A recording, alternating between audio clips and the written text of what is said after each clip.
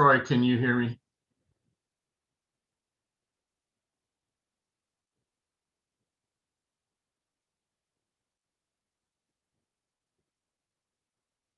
Are you able to hear me? You're muted. I can hear you, Tom. Yes, I can hear you. Cool. All right. All right. I'll see you in a bit.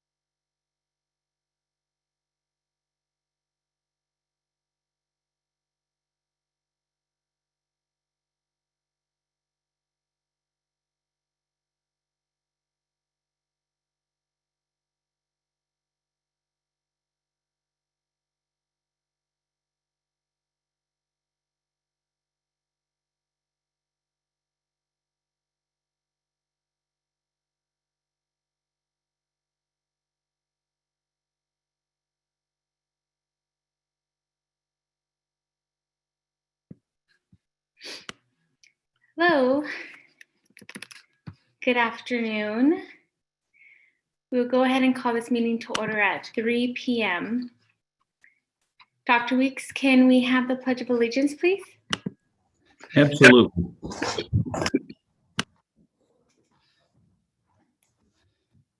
I pledge allegiance to the flag of the United States of America and to the republic for which it stands, one nation, under God, indivisible, with liberty and justice for all.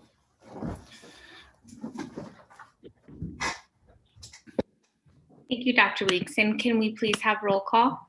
Yes. Dr. Laura Diaz, Present. Ms. Carmen Trujillo. Ms. Trujillo.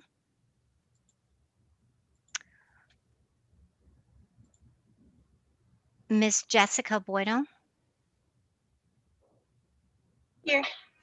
Thank you. Mr. Reginald Carrillo. Here, thank you. You're welcome. And Dr. Alicia Vink. Here. And I see Ms. Trujillo is here now. Present. Thank you. Thank you. And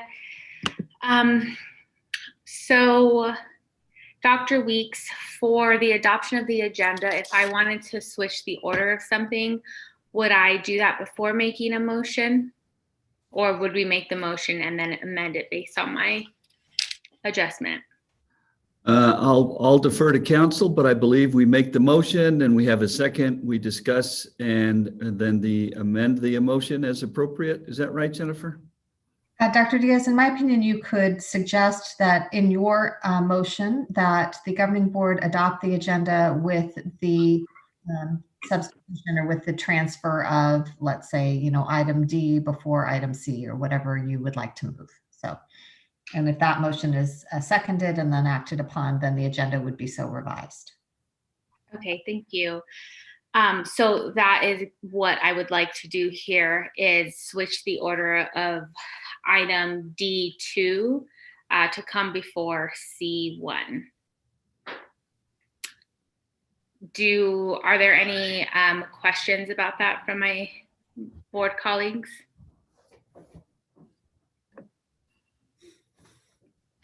Okay, do I have a motion to approve the agenda as amended? Madam President. Sorry. Go ahead. This is Dr. Vink. So moved. Do I have a second? Okay. Oh, no second. Reggie Carrillo, I second. Thank you. Is there any discussion? Okay, all those in favor say aye. Aye. Aye. Aye. Those opposed say nay. Okay, with that, the agenda is adopted and we'll move on to community communications.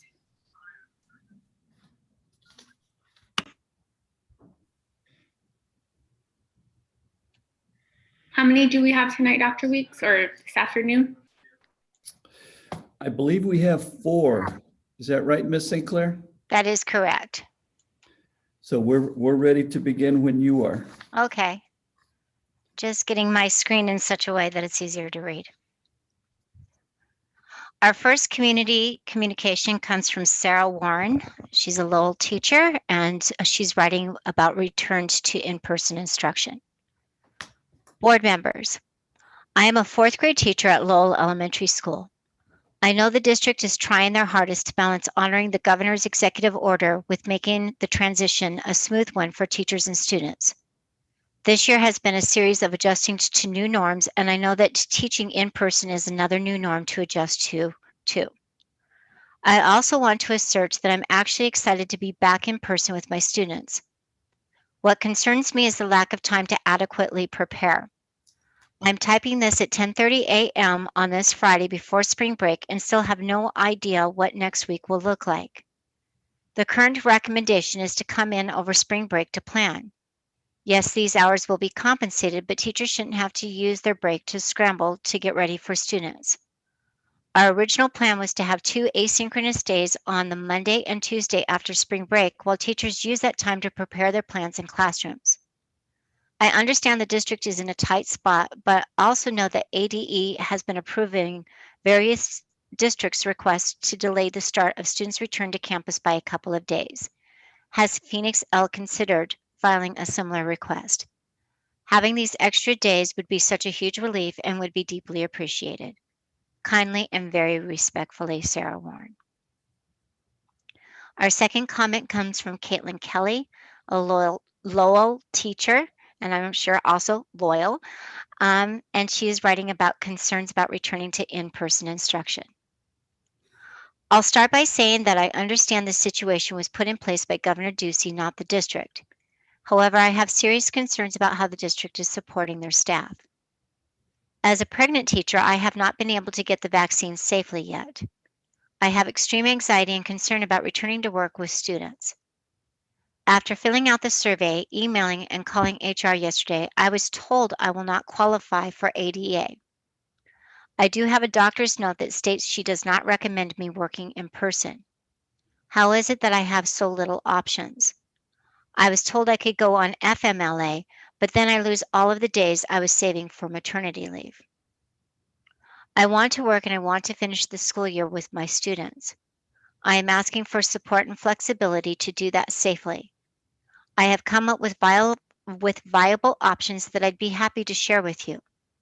My principal is communicating information as quickly as he is getting it and supporting me as much as possible, but there is so much unknown at the district level that many questions are unanswered.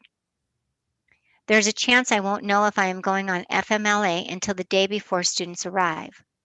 I hope you know how unfair this is to my students. District says that they are here to support me, but yet my only options are go on FMLA or come in and risk my unborn child's safety. On top of all this new information at 2 yesterday, I was expected to sign my contract by 5. It does not feel like a good day to be an educator. Best regards, Caitlin Kelly. Our third communication comes from Karen Merkley, a Capital teacher, and she's writing about concerns about returning to in-person instruction. Dear board members and decision makers, I am a music teacher at Capital, deeply concerned and frustrated by the last-minute change to an already long-awaited answer for how we will be giving instruction. As plans have been made, special area teachers have asked repeatedly what in-person schooling would look like and have been repeatedly told we didn't know yet. Then finally we were told we would be teaching live remote lessons and should begin to plan for that. Today, however, we were told that we would be pushing into each classroom to teach in person because we wouldn't have enough staffing to cover classes. This decision is problematic on multiple levels. First, it is a safety concern in that we now will be pushing into each classroom bubble multiple times a week. For my campus, it would mean disrupting the bubble for 20 different classes while assigning staff to cover would mean just 6 disruptions to classroom bubbles, as the same staff member could be assigned to the same classroom each day. Please don't put our students or staff at higher risk by disrupting each classroom bubble more times by having special area teachers push into each classroom. Secondly, this is problematic as it has wasted a ridiculous amount of our valuable time. We have been asking for months for clarity on how we would be teaching and to have enough staffing or space provided to allow us to teach effectively. When we finally received direction, we went to work immediately to create plans that would allow us to go forward and teach content effectively in a live remote setting. Changing that direction means we've wasted a vast amount of time trying to comply with a decision and forcing us to start from scratch again. Please value the time and work we have put into making content accessible by keeping special area teachers teaching remote live lessons as we have been instructed to plan for. Third, this represents one example of a myriad of how undervalued special area teachers are and have been in our district. I have taught in PESD number 1 since 2005. I have taught 4th, 5th, 6th, as well as music, and can tell you from firsthand experience that this is one small example of the many ways that special area teachers are an afterthought to district decision makers. While we have been asking what specials would look like when we return to in-person since last May, we weren't given direction until after Christmas. Then we immediately began planning accordingly. Please value our time and mental energies by not making us change at the very last minute yet again. Thank you for your time and consideration, Karen Merkley.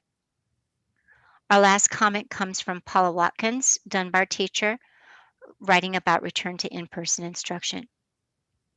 Good afternoon, Dr. Diaz, members of the board, and Dr. Weeks. Because the district's intent to, quote, ease teachers back into schools, quote, has been potentially thwarted by the governor's order, please take into consideration what an equitable environment looks like for all of staff beyond the first few days of in-person learning, including staffing needs of smaller schools, staff who do not have the option of remaining with one cohort of students all day, parentheses, special areas, interventions, social workers, resource teachers, etc., close parentheses. Enforcing classroom capacity with social distancing of 6 feet. Asking district office personnel to work from a school site for at least the next month to assist in providing coverage and support as needed. Seeking staff input before changing any details outlined in the mitigation plans.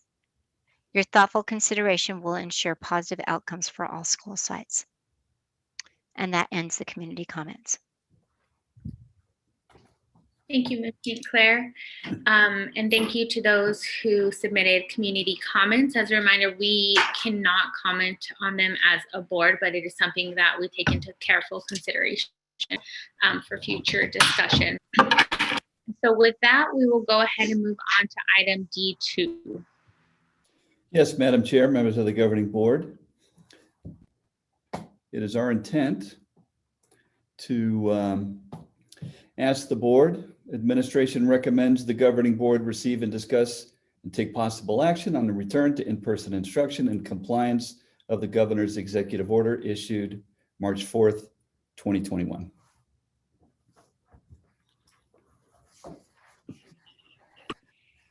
Thank you, Dr. Weeks. So I know that there's not an item, an attachment. So would you prefer for the board members to begin discussing, or is there any information you would like to summarize to guide us in our discussion? You know, it's helpful for the community to hear that, you know, we've read the executive order and can summarize it in some way. I think that would be helpful. So, for example, the governor issued an executive order for public school districts to return to in-person instruction on March 15th. It's all over the news, and I'm sure most folks on this call are very familiar with that. Because we are in our county considered substantial, all school in this part 2B here in the executive order, it states, for counties with substantial transmission, which is us, all schools shall be open with in-person instruction and virtual instruction options physical distancing should be maximized to the greatest extent possible. Middle and high schools may reduce attendance to reduce transmission and increase physical distancing. And then, of course, the Arizona Department of Education handed out some frequently asked questions and some guidance yesterday. And with some targeted questions and responses. So the first question here, what is the penalty or potential penalty for not being in compliance? ADA's, the Department of Education's response is that there are no punitive measures attached to the executive order, but as an executive order, it does carry the weight of the law. The governor's office has stated clearly that they expect public schools to make a good faith attempt to meet the requirements laid out in the order. Does this executive order have implications for the calculation of average daily membership? No, there is no impact on the calculation of ADM. There are no financial penalties associated with the compliance of this executive order. It goes on to speak about schools on tribal land, and tribal stay-at-home orders stand and shall not be impacted by the executive order. Arizona Public Schools must honor tribal sovereignty and accommodate students and families required and encouraged by tribal nations to stay in distance learning. And the last question here is about Arizona Department of Health Service benchmarks. Benchmarks were changed to align with the updated CDC guidance. Additionally, the Arizona Department of Health data is now reported on a week prior, not 2 weeks prior. So this is what we received yesterday. Going back to the community communication cards, I do think it would be appropriate for the district to provide some additional time for teachers to get into their classrooms to prepare. We had already announced administratively that we were bringing staff back on the 15th, and we had already communicated that that we would provide asynchronous learning to students for 2 days to allow teachers to prepare to come back to their workstations, to their on-site stations. So that was in the works prior to the governor's executive order, and it's my opinion to at least have a conversation about staying with what we have already communicated to staff. So Dr. Weeks, to that point, just for the clarification of the board, so it would be the administration's recommendation to move forward with the plan as was established. So that's 2 days. So bringing teachers back on the 15th, allowing for those 2 days of setup. And then can you explain what you had in mind for the students? So for Monday and Tuesday, the 15th and the 16th, we have prepared for and communicated asynchronous learning for the students while teachers came in and set up their classes. But Dr. Diaz, let me back up for just a minute. Administration's recommendation is to comply with the governor's executive order in the best way possible, and to provide information to the governing board about what we had planned so that it can spark discussion among the board members. The board members have always been in the position to come together and vote on a return to in-person instruction prior to the executive order. That's the way that we were set up before the executive order. So I'm glad and grateful for board members making it this afternoon so we can have that rich discussion about how best to comply in a good faith effort with the executive order. And to your point again, Dr. Diaz, the kind of the logistics of those 2 days would be to allow for teachers to prepare their classrooms. This would be after spring break, the Monday and Tuesday after spring break. It would allow our child nutrition and operational groups to come together to prepare and provide that support, make sure that everything is in place so that we are as good as we can be for a safe student return to in-person instruction. And Dr. Weeks, one more piece of clarification. So the remaining 3 days of the week, would the assumption be that students, so it's a normal school day for students, they would, for those families who want to come in or bring their students in, they would come in at the regular start time of school and they would leave at the end of the day? We're not talking about half days here, or are we? I would suggest that we at least have a conversation about half days for Wednesday, Thursday, Friday. Now, once the governing board approves the return date for in-person instruction based on the board adopted plan for a return to in-person instruction, Mondays automatically go back to half days. That's a trigger based on the board vote for a return to in-person instruction. And so I see no reason to deviate from that. So in the model, Dr. Diaz, that you're describing, if we had a Monday, Tuesday, where teachers could prepare, half days Wednesday, Thursday, Friday, automatically, based on a prior board vote, the district would be at a half day that following Monday in that model. Okay. Thank you, Dr. Weeks. So with that,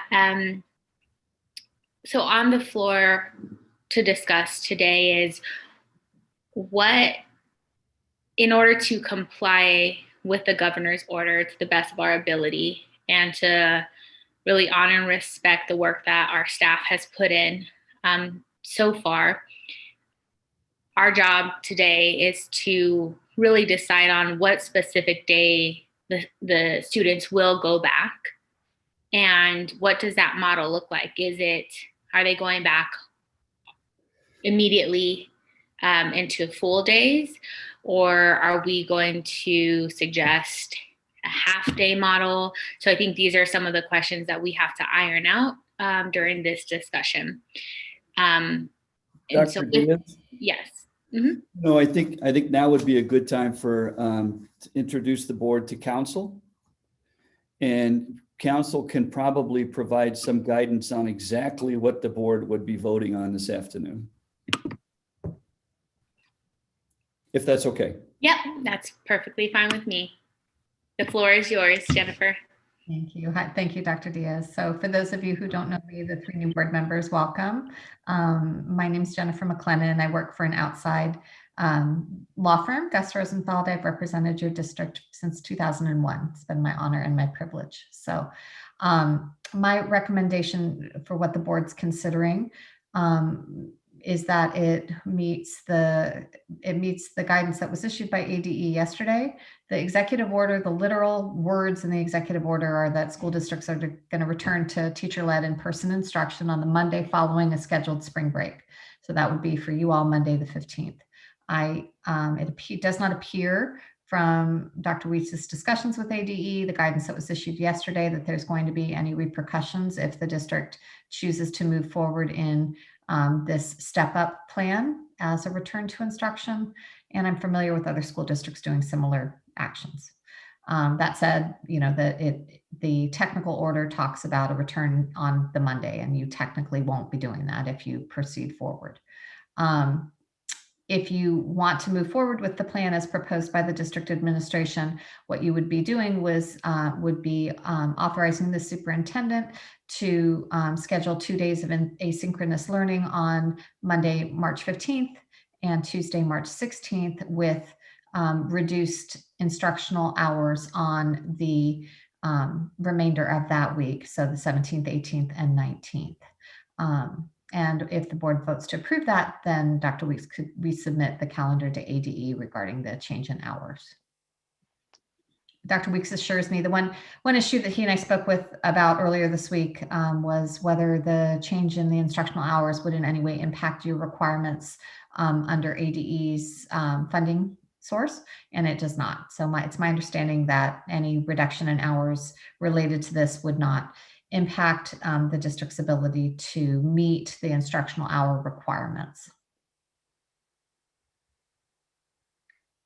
Does any of the board members have any questions for me? So yes, thank you, Jennifer McLennan. I appreciate your counsel and appreciate you working with the district since 2001. My name is Reginald Carrillo. And so one of the questions I do have is that with the understanding that there would be no impact to the ADM and no impact as we see outlined in the executive order, is there a possibility that so actually I'll hold this question off. When we submit our calendar to the ADE with this proposed plan, and that gets reported to the state, correct? The submitted instructional calendar would be reported to ADE. I don't think that it would necessarily go to the State Board of Education.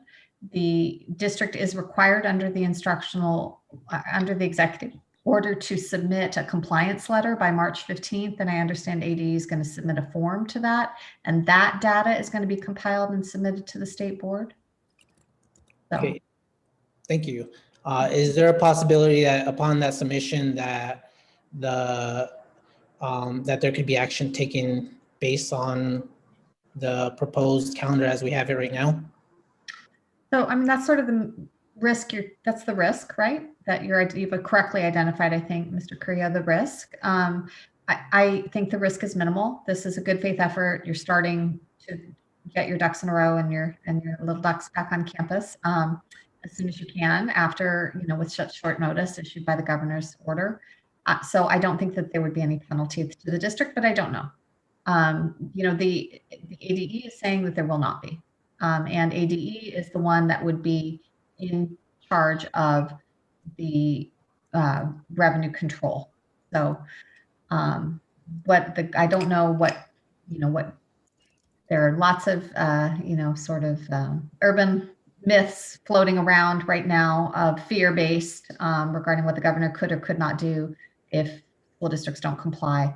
There are some grants that are controlled by the governor's office, but frankly, I think that this was in some ways political wrangling, and the governor has made his statement and school districts are to comply. And I do think that the governor's office has the authority to do what they did. And so I don't believe that there would be financial repercussions to the district, but I can't say so with absolute certainty. All right, thank you.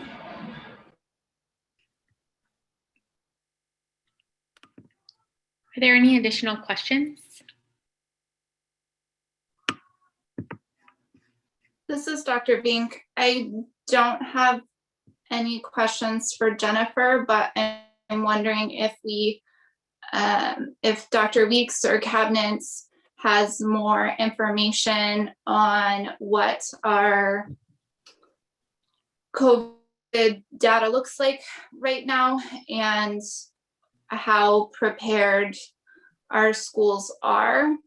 And then I'm just wondering, based on those responses, if maybe we even follow the lead of the Phoenix Union High School District and continue our current in-person learning that is happening on campuses for some students, and then bring more students onto campus on the 22nd.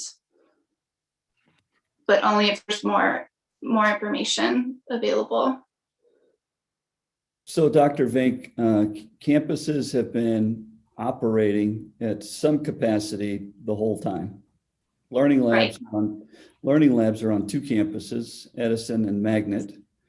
And as of yesterday, HR provided principals what we're calling a health and safety refresh for staff.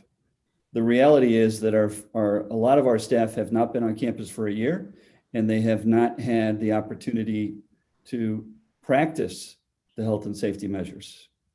And that was the original idea of bringing staff back without students. That was that intent, so that we would be able to live, for some period of time, the health and safety measures as adults before bringing students back onto campus.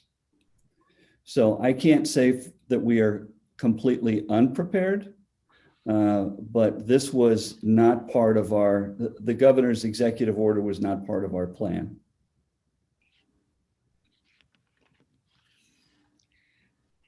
Dr. Vink, I have a follow-up question.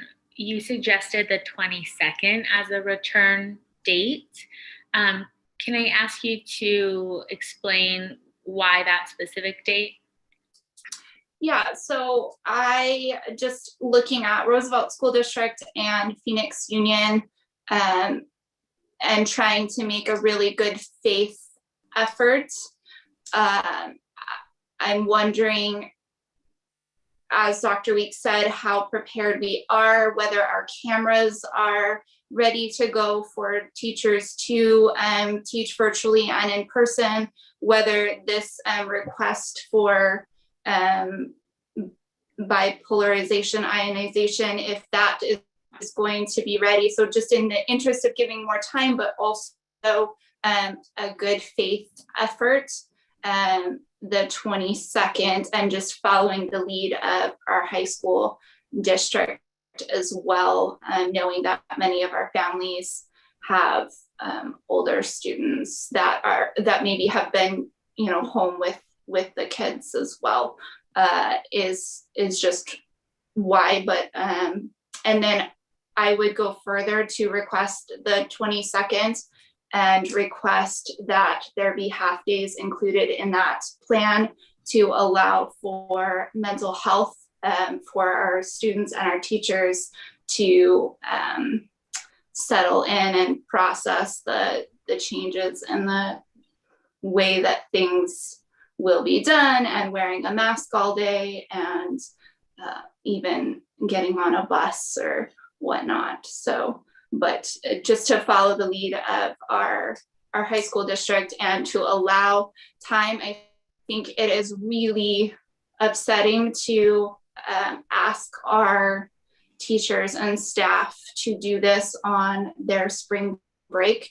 I know that for physical and mental health, everyone needed a break. And even if we did go with the 22nd, and of course continue the in-person instruction that is already happening on our campuses on the 15th, we would still be crunched for time, and staff will still be doing some work over spring break, I'm sure. Dr. Weeks, do you know when we will be getting those cameras? Or Mr. Quintana? I need to defer to Mr. Quintana on the date of the cameras, or Dr. McLaughlin. Yes, I can chime in, and also Dr. McLaughlin, if you can as well, and Troy. The cameras have been ordered, and our understanding is that they have a 2-week lead time, so that we would be getting these in time for the 15th. But please, Troy or Dr. McLaughlin, can you confirm that, please? Yes, Mr. Quintana. We do not have a firm delivery date, but we are expecting them either on the 15th or during that week sometime. The vendors have been very amicable. They've been working with us. This is Dr. Vink. What amount of time do we expect to need to have those installed, the software ready, and teachers trained on how to use those? Yeah, so we currently have the cameras in use at Lowell. Mr. Kelly has been our informant, if you will, about how it's going with the cameras, and they truly are plug and play. So it won't take long to set them up whatsoever. And the PD is not going to take long at all either. There's not much PD. The camera follows the teacher around. There have been some glitches, and Mr. Kelly himself has been able to take care of those. So we do need to have some experts on campus regarding the cameras, and we were planning on doing that, kind of a trainer of trainer model, where at least 1 or 2 staff members would be the go-to person should there be an issue with the cameras. They've been in use in one of our 3rd grade classrooms, where The teacher has children in the classroom and children on Zoom. And they've been in use for at least a month now, very successfully.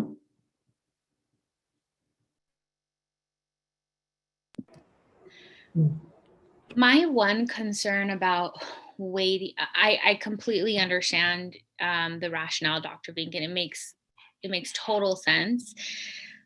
But my concern with that is what happens to students that entire week.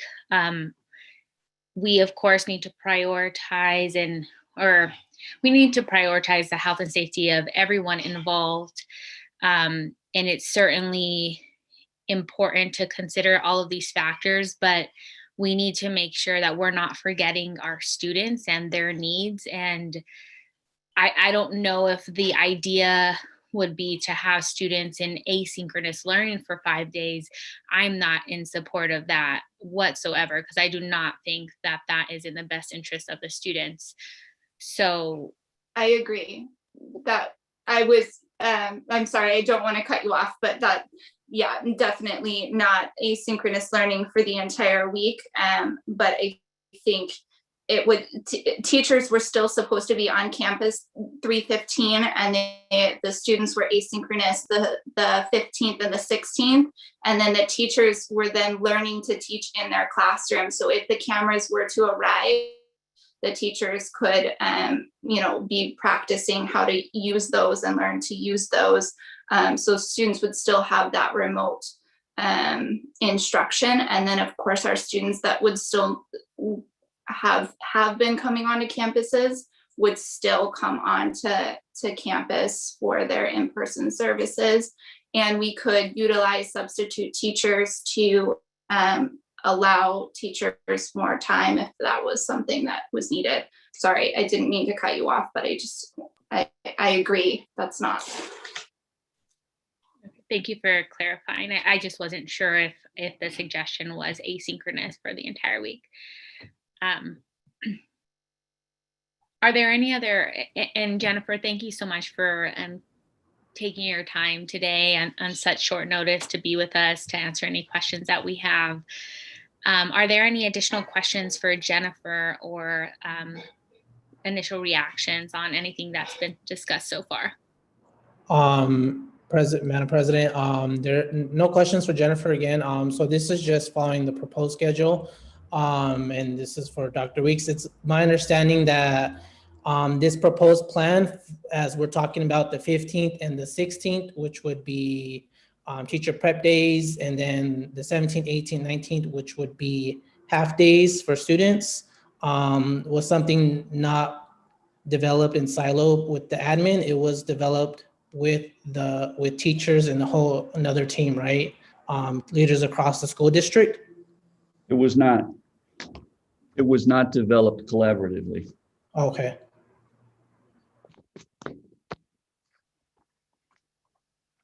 So, and then my other question with this plan,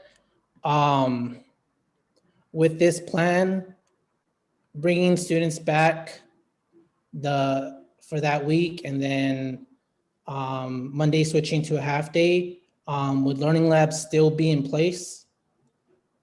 Learning Labs would need to be in place until the full complement of students had the opportunity to come back to school, because that's part of an older executive order. So we would run the Learning Labs up all the way until the start of the new modality, the hybrid learning, what we're calling hybrid learning, right? The return to in-person instruction. And then the hybrid model would be another discussion for another meeting?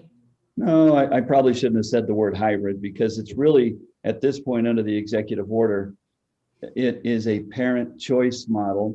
Okay. Where parents choose whether or not they're going to allow their kids to come to class or to have their kids remain at home for virtual instruction. Okay. And then in terms of discussion by Board Member Vink, is that Phoenix Union has a proposed plan. Can you explain what that is if you know about it? What I know about the Phoenix Union plan is it originally started out, if I recall, staff coming back on the 15th and students coming back on the 30th. And then I believe it's been modified so that somewhere around the 22nd, freshmen and seniors are coming back. And then at a later date, sophomores and juniors are coming back. I don't have the Phoenix Union plan in front of me, but based on my conversations with the superintendent there, that's what I recall. And they had already set those dates up. The original dates, Mr. Carrillo, were the 15th and the 30th. So what they did was I believe they modified their dates. Their Phoenix Union isn't going to their governing board for this. The superintendent there has the authority to make these changes. So he's making these changes. But they did discuss it in their governing board meeting last night. And my understanding is Roosevelt School District is doing the 22nd as well in good faith. Is that your understanding as well, Dr. Weeks?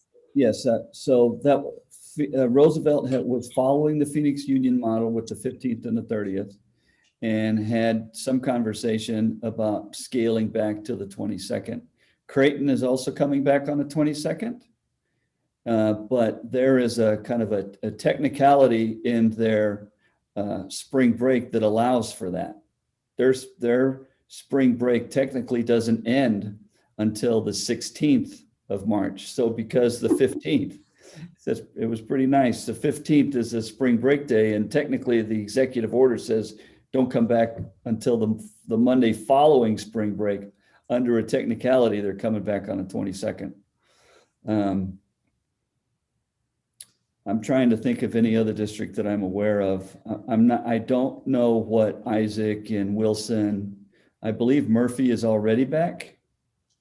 I know Madison is already back. Do we know what our COVID percentages, like normally we look at the data dashboard, but I guess I'm a little confused as to what happened to the data dashboard too. I tried to look it up, and or at least the Maricopa County one. Have we dropped again this week? I guess what I'm asking is, would we have been within the guidelines that we had set up for safety by the 22nd anyway? The last time we spoke, I did some modeling that would suggest that. I'm looking at the, I'm sorry, my head's cocked to the side. I'm looking at the Maricopa County website now, and I was looking at it all day yesterday. There's no data. There's no data for us to review, at least not from my computer. So my understanding is that the governor's office is leaning on the Arizona Department of Health Services website, which is a full county by county image of where we are with COVID. So I don't have that breakdown information today to share with you that I normally would. Thank you. It is helpful to know that I wasn't the only one who couldn't find it. Thanks. Yeah, no, we're all in this. The governor's order actually addresses how they will report the data and says that they're going to be reporting it based on the measures that the CDC delineated. And my understanding is that that's going to be reported on a county by county basis now. So you're not going to have the individualized data. So Dr. Weeks, that brings up another point here. After we approve the date, with our study session coming up, we're going to have to discuss, because we had adopted metrics at some point, those are going to need to change. And we're going to have to discuss what that looks like in the event that, there was ever an outbreak. I mean, what does that look like for our district now that it's county by county? Yeah, I mean, everything changed with the executive order. And so we need to look forward to, the end of the spring and into the summer, and certainly now forward into the fall. And I think there's lots of opportunity to be able to do that. We're into this thing for a year. We're a lot smarter than we were about pandemics a year ago. And so to prepare and modify our health and safety plan appropriately to make sure that we're as safe as we all can be. And so my suggestion would be to take the time while we have the time to continue working on metrics and thresholds for example, if we all open up, well, what happens? What happens if there's an outbreak on the campus? There's some guidance there.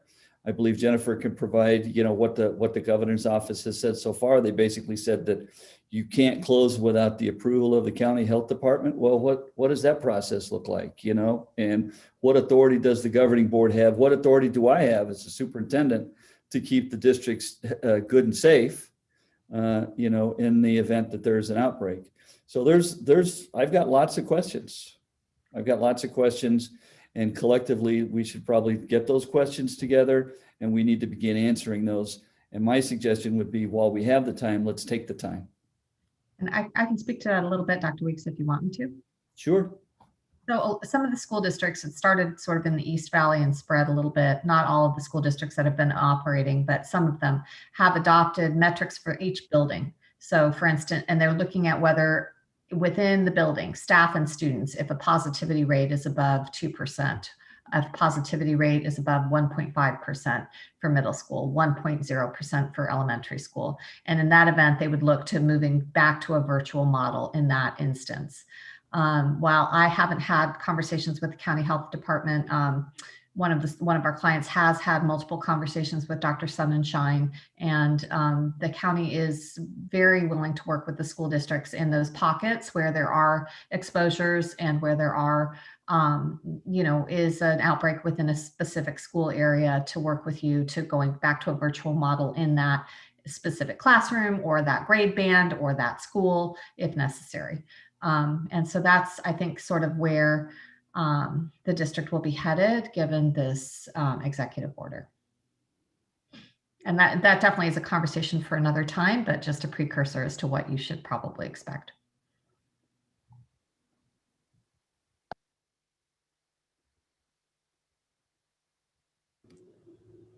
Madam President, this is Carmen Trujillo. I just wanted to ask Dr. Weeks to maybe touch on a little more how we are partnering with other districts and what those conversations kind of look like. And are we aligned somehow? I think you mentioned talking to the superintendent of PXU. I just wonder if you could touch on that a little more.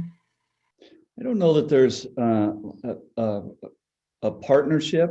There's certainly lots of talk and collaboration among lots of folks, superintendents, assistant superintendents, teachers, everybody's, we live in a very tight community here and everybody's talking to everybody. And so I would say that we are collective because we are in this downtown area and we are all under a substantial COVID, flag here.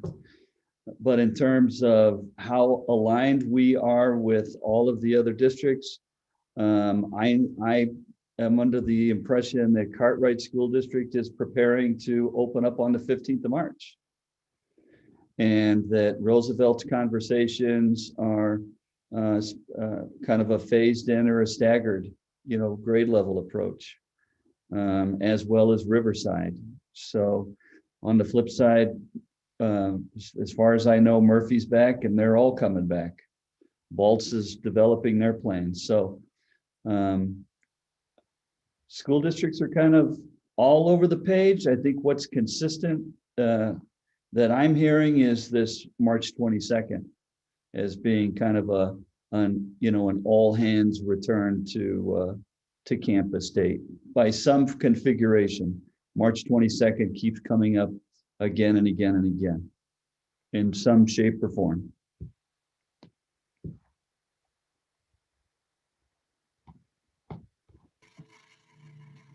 Okay, my next question would be, if we're able to move on, my next question was going to be, if teachers are working during their spring break, are they going to be compensated above their normal hourly pay? Yes, so teachers were told that they could come in for 2 days paid on their spring break to prepare their classrooms if they needed to. We have a rate for this. It's $25 an hour. And I have no idea, at this point, how many teachers intend to to take advantage of that, they need to fill out a form if they do this, and the form needs to be into the district by, I believe, Monday morning. Needs to be signed off by the supervisor, and I mean, there's some strict protocols for this. Dr. But, yeah. Weeks, will we need to have additional staff on campus over spring break in order to fulfill that as well, like for planning transportation or planning food service, and are they also going to be paid additional, or how is that working? Dr. Vink, all of the 12-month employees are already going to, all of us 12-month employees are going to be here. We don't get spring break. And so we're already on the clock and we're already working. So if there's question, and there will be, about the logistical side of things, transportation, IT, child nutrition, custodial, all the rest. For those of us who are working 12 months, we're already going to be on campus. We're already going to be, in district. That part doesn't change. So there's no extra, pay for those of us who are already scheduled to be here. Okay, but we wouldn't need like office staff or janitorial or any of that over spring break to help set up and. I believe the office staff are 12 months. Okay. Mm-hmm. Thank you.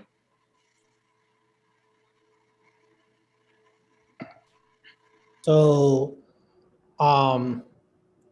again, so the only plan that we have, taking it back to the model that was proposed, is the Monday, Tuesday teacher prep days, and then the Wednesday, Thursday, Friday half days. Right? We're still kind of there. I think, that was something that that I have brought forward to the governing board. It's a way to get the conversation started. And then I believe, it kind of took off from there. I've had, I did not collaborate with this schedule, right? This is kind of something that I'm bringing forward to the governing board as a beginning, beginning talking points. Okay. I have talked to council about this, and so that's about as far as we've gotten. And then for me, I feel comfortable with this plan because on the ground that it seems to be something that has been approved, and then seeing according to the communications that we've sent out already for the spring break in March 15th and 16th, what that looks like on Peach Jar is also echoing that same, the components of that plan, which is the 15th and 16th teacher prep days, no Zoom lessons, so then would be async days. And then the what I'm seeing here would be that Wednesday, Thursday, and Friday would be a normal online school, which suppose that part would have to be edited to be a half day, right? Yes, I'll let council chime in, but yeah, you would have to vote on, the Wednesday, Thursday, Friday half day, and I believe the asynchronous days for Monday, Tuesday. Mr. Carrillo, what I like about that plan is that like you mentioned, it's consistent with what we've already said. So we're not really making a change in that regard. And then by leveraging the half days, and we did them in the morning, so we could feed students, which is very important to me, right? Mm-hmm. And then campuses can adjust in the afternoon as they prepare for the next day, and they get to do this for basically 4 straight days: Wednesday, Thursday, Friday, Monday. And because there's going to be some adjustments. Right now, I'm looking at about a 60-40 split with families who've responded to the survey. 60% of those who responded, and we don't have a ton of responses yet, right? But we do have about 1,370 respondents want to come back to school in person. 835 had indicated that they want to stay home. So that's roughly a 60-40 split in where we're at in the moment. And that could change at any time, but that's kind of where we're at. And then, sorry. Roughly what other school districts have as well, just FYI. Okay, thank you, Jennifer. And then how do we still, and then again, just going back to the learning labs, you indicated, Jennifer, or you stated that that still has to stay around because in reference to an earlier executive order, because I'm just questioning if we have capacity or how we will have capacity, Dr. Weeks. The learning labs would definitely need to stay on Monday and Tuesday for asynchronous learning. The remainder of the week, if you have all students in school and you're not instructing in the afternoons, which is the proposal, you wouldn't need to run learning labs, in my opinion. Okay, I understand. I just need clarification. So then, is that correct, Dr. Weeks? Is that the Monday and Tuesday learning labs will stay, the Wednesday, Thursday, Friday, and then as we bring students back in person, the learning labs would fade away? The learning labs would stop being learning labs on Wednesday, March 17th. So we would have the learning labs on the 15th and the 16th, just like we do now. But because we've provided parent choice, because this is about parent choice, we've given the parents the opportunity to bring their students onto campus at their school, then we no longer would have the learning labs on that Wednesday, Thursday, Friday, and then just going forward. Thank you for stating it that way. I just wanted to make it clear because I was a bit confused. And then who do we have running the learning labs? Again, the question just comes to if we had capacity for them. So those who are running their learning labs, what staff is running the learning labs again? So we have learning labs at Magnet and Edison schools. And throughout the pandemic, our peer staff have been providing supports in our learning labs.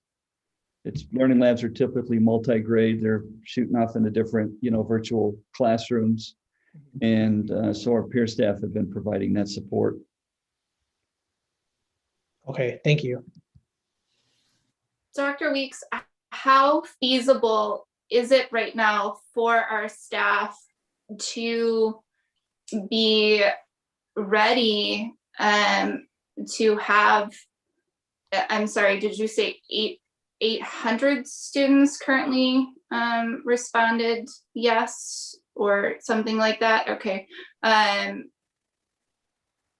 To have these students come back onto campus on the 17th, I'm just wondering how much pressure and stress we're putting them under by that. And then also if maybe Dr. Vic Diaz could tell us about whether we had teachers and staff that said they needed accommodations and could not or did not want to be on campuses. That would be helpful. So Dr. Vink, we have about, let's say 1,400 respondents from families who want to come back onto the campus and about 840 respondents saying they want to stay online at home. We have roughly 5,600 kids in the district. So we're going to need to get a better read as the survey progresses. To answer your question, really boils down to the classroom, because it's about capacity at the classroom, in the grade level, how many students are actually in front of the teacher. And so, bringing it back up as a general rule, this is very stressful for everybody. And I think it's going to be stressful regardless of the date that we return. We were told to do this. This was not part of our original plan. We had a slower phase-in approach that we were seeking.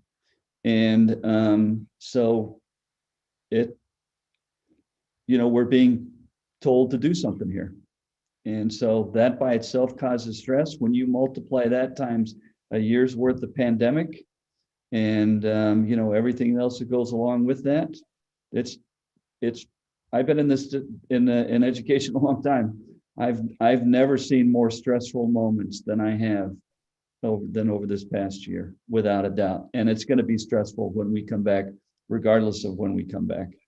I agree. And I just think that if we could give everyone a few more days, especially with the suddenness of this executive order, do we know if we have staff that are not planning on coming back on into classrooms? I don't know. And I see that Dr. Victi is on the call, and there he is. I would just caution that Dr. Diaz can't talk about any specific instance Right, of of course. confidentiality concerns. That's correct, Dr. Vic, members of the board. I was going to just say that I am limited in what I can share, but I can share with you we've had one resignation, not of a certified staff member though, of a support staff member as it relates to the end of work from where you work best into in-person. And it was a very amicable separation. It was somebody who's just leaving a little earlier than they had anticipated. In terms of other staff, our office was taken as a surprise with this as everybody else's was. And so a very delicate process that we had scripted out that would take us about 6 to 10 days to play out had to happen in 6 to 10 hours. And so that was our day yesterday. We're all still, I guess, on hour 50 or so of this. And so the time it would, the timing is just tough because of spring break. We're trying to get information to people before their breaks, while at the same time knowing there's a lot of ambiguity to navigate in their breaks. Fortunately, folks that do qualify for that ADA process are going through it, and it's moving smoothly. In terms of whether or not we can meet the accommodation, it's going to depend on what happens with that parent survey and what our needs are going to be. Because at the end of the day, accommodations are up to the employer in terms of the feasibility. So are we planning then to try to accommodate some teachers and allow them to work off campus virtual if that fits into the number of families that choose virtual? Is that what I'm hearing? So the accommodations can look in like several different things. Working from home is what we're being asked mostly to do. We're trying to be very careful with that. Obviously, we need to make sure we're being fair and balanced. And if we're offering an accommodation to one person, we need to make sure that we can offer it to others. And so another accommodation that we have put together is the opportunity for somebody to work from an isolated area. In fact, right before the governor's announcement was off, I was looking at empty office spaces in the Emerson Court building, already starting to have an eye on where we could give somebody a entry and an exit that would be somewhat private, and the ability to work behind a closed door so that they didn't have to interact with other folks. And how many teachers do we have requesting accommodations, or how many substitutes do you expect to have to put in place? Yep, Dr. Vic, members of the board, in terms of the number of people who have requested accommodations, it was about 60. However, many of the people who requested do not qualify. Now, we still ask them to complete that survey so that we would be able to talk to them more about their situation and talk about other means with which we could work with them in their situation. So in terms of actually receiving accommodations, we're still going through that process. Packets were delivered and sent to I think about 24 employees on Thursday. And so folks are going through that process still currently. So we're not really sure exactly what that number is going to be. It's going to take some time for that to play out. In terms of substitute teachers, all of our schools have a permanent substitute. They've had one for the duration of the pandemic or just where we've been. Some schools even have two. We do not want to use daily substitutes, meaning we do not want somebody to come on campus just for a day who is part of ESI's contracted services. We want to make sure these are known people that have been trained in our plans, that know and understand the mitigation plan, that have received the training that all teachers have. When the governor's announcement was made, I think the third phone call I made was to our amazing sub coordinator, Pat Rogel. I told her, execute order 66, because we had talked about on a dime, be ready to call every substitute who's worked in our district for the last several years. And so she was burning a hole through her phone on Thursday to do that. It's our hope that we're going to have a substitute team of between 20 and 25. That would mean that each school would get at least one permanent substitute. The biggest schools may get as many as 3. Okay, thank you. And then how much time typically does it take for that ADA process for people to complete? Yep, Dr. Vink, members of the board. It depends on the person. and it depends on that person's medical situation, because at the end of the day, that ADA process does involve their medical professional. So are we expecting any of those 60 people then to end up needing substitutes, or? Again, I would really, I think we're going down a path of getting into the weeds Okay. here a little bit. Dr. Vink, I'm sorry to cut Sorry. you off. Don't want to, the district's obligated under the ADA to look at it on an individualized basis, depending on what the physician's restrictions are and what the person's disability is. So the addition of additional subs into the system will certainly help, but in all likelihood, because because supervision is an essential function of a teacher's job, that's a difficult accommodation to grant, that they not supervise the students. So Absolutely. Okay, thank you. But 60 teachers is kind of a large number. We have how many teachers, Dr. Diaz? Dr. Fink, members of the board, we have roughly 400 teachers, Okay. and that includes about 100 special area special education teachers. In terms of those individuals who are going through those processes, it's too early to say much, and I wouldn't want to say anything. We need to let that process play out, and again, take that individually.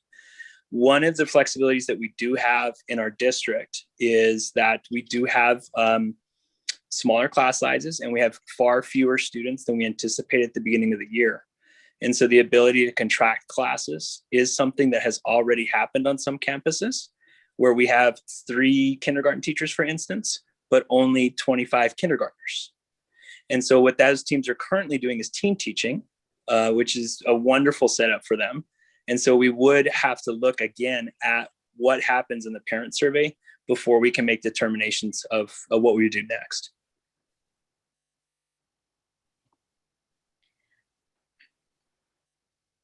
Dr. I will Diaz? say that in those contracted classes, they are all still within our PTRs. They're all still within our agreed upon class sizes. These really are instances where in kindergarten and first grade, for instance, we have far fewer students than we would have anticipated, I should say, when we staffed those schools last spring. Dr. Diaz, Reggie Carrillo, is there a deadline for the survey results in which you expect to make a decision going forward about capacity and classroom sizes? Mr. Carrillo, members of the board, just as clarification, do you mean the family choice survey, or do you? Yes, the family choice survey. Yeah, Dr. Carrillo, members of the board, I can defer to Dr. McLaughlin about that family choice survey. Yes, the deadline is Wednesday, March 10th at noon. Okay. And as Dr. Weeks said, we already have over 2,000 responses, about 2,500. Okay. And then going back to the plan, my main concern with the plan, I know that for the Monday, Tuesday, so me being a teacher, I went back to my classroom after a while, just this week to print out report cards, to get everything filed, because it's been a while since I've been there too, just like our Phoenix South district. And my room had been turned into a storage room. And so that is on my mind. My concern is that when teachers do return, and I know that some teachers on my campus too have what we call safe spaces, not learning labs, have this safe spaces happening in their classrooms. When teachers do return, either over spring break for the paid times, and when they return that Monday and Tuesday, are those areas going to be clear for them to prep their classrooms? I can address that, Mr. Carrillo. Yes, there will be. Right now, the process has been with the plant services under the direction of Mr. Chris Walford. They've been working with the staff at the schools, also with custodians and facilities, assistants that to help the schools prepare, for their their particular sites. Mm-hmm. And so the effort of putting, for example, the desks and tables in the classrooms to the right specs, and putting things out that don't need to be in there. That's all been happening, and also will continue next week, prior to the 15th. Yeah, and then just in general, what is the expectation in terms of teacher prep. I know there's an expectation for the district to provide safety mitigation such as the screening. So I want to thank you for communicating that to us, and correct me if I'm wrong, but those screenings have been ordered quicker than expected, right? That we're going to receive them on time too, the screens? If you refer to the desk partitions, is Mhm. that? Yes. Yes. Yes, they will be received in time. In fact, we already have 2,500 of those right now in stock and ready to go. We ordered an additional 2,500 that will arrive prior to the 15th. So yes, those will be available. Okay, and then in terms of actual, this is on the other side of things, the teacher side, is the expectation for teachers to go out and setting up their classroom? Because we also have AZ Merit coming up. We also have that. And then with that, it's just really like, you can't have anything on the walls either as a teacher. So when teachers do return, what has been communicated to them to how prepared their classrooms have to be and have to look? Is that something we've? Rio, if I could answer that question. Thank you, Dr. Yes, our teachers will engage in testing protocol, professional development just as soon as they get back that week of the 15th. So you are correct. Our teachers, our 3rd through 8th grade teachers are used to covering up their walls, taking things down, etc. So if I could also clarify, if we do have school for students on Monday, March 15th and Tuesday, March 16th, our learning labs will have to be in place, and that's 8 to 9 classrooms at Madison and Magnet. So our teachers won't be able to get into those 8 or 9 classrooms in each of those schools. And also, if we are asking teachers to do asynchronous learning, they will have to plan for that. So I just want the board to keep those 2 things in mind. So Dr. McLaughlin, how do we expect those teachers whose rooms are being taken up by learning labs, how do we expect them to prepare their classrooms and to teach their students? Yeah, our learning labs we're hoping to shut down today. And we were hoping that we wouldn't have students on Monday and Tuesday so that our teachers could have spring break and Monday and Tuesday to move into their classrooms. So you said that you're hoping that they can close down. Does that mean they will, or are we still waiting for some type of response? What are we waiting for to know definitively whether or not the learning labs will be closed on Monday and Tuesday? We're waiting for the board's decision. Okay. We can't close the learning labs if students are expected to be at school on Monday and Tuesday. Okay. So if we decide today that students return on the 17th, then there are no learning labs on the 15th and 16th. That is correct. Yes. Okay. I think we need a point of clarification for that. Jennifer, can you help us clarify that specific to the learning labs? My understanding was that the proposal for the school district is that teachers are going to be teaching asynchronously on Monday and Tuesday. And if that's the case, that teachers are teaching virtually, which you have been doing, then the learning labs under the prior executive order need to stay open for those 2 days. If the case is that you are not going to have any instruction on Monday and Tuesday, the 15th and the 16th, then you could close the learning labs, but that's an alteration of your calendar, as is the half days. So you certainly could change the instructional calendar so that all students return on the 17th for half days and then return in person for full days on the 22nd, with Monday and Tuesday being designated as teacher prep days and no instruction. That's something that you could do. But if the concept is, but you lose those instructional hours, and I don't know if that matters. What are the implications of losing those instructional hours if we choose to just not have school on Monday and Tuesday and then resume school Wednesday through Friday at half-day capacity? Well, at a high level, we would lose about 3.5 days of instructional time plus the early release Mondays for the rest of the year. I don't know off the top of my head, Dr. McLaughlin, how many additional days we have buffered into our calendar. And could we support not having school on Monday and Tuesday, half days, Wednesday, Thursday, Friday, and then follow the rest of the year for half days. And now I'm just thinking out loud. We might be of benefit because we have not been in half day for the majority of the year. I just don't have the math in front of me to calculate where we are with those days and whether Dr. or not Vic, we absorb it. Dr. Vic Diaz mentioned some empty classrooms that he was maybe considering teachers who needed accommodations teaching in. Are there any other spaces where the children that come to learning labs could be in while those teachers prep their classrooms? You're talking about, Dr. Vink, members of the board, just a point of clarification. I was talking about empty office space in Emerson Court. My apologies. We've lost something like 30 to 40% of positions in Emerson Court in the past 3 years. So there's quite a bit of empty office space in Emerson Court. and if we were to displace the Learning Lab students, you're talking about approximately 70 students at each school, 8 or 9 classrooms. And to clarify, Dr. Weeks, we're all good with instructional minutes. As you said, we haven't had early release days. This would amount to 3.5 instructional days if we were to give our students Monday and Tuesday, the 15th and 16th off, so our teachers could prepare, so our bus drivers could practice their routes, so our child nutrition workers can make sure that they have the folks in place and the systems in place to distribute food to our online students, but also provide breakfast and lunch for our in-person students. We could really use those 2 days without students to prepare and be ready for our students on the 17th for an early release day. Yes. So Dr. Weeks, sorry, go ahead, Mr. Carrillo.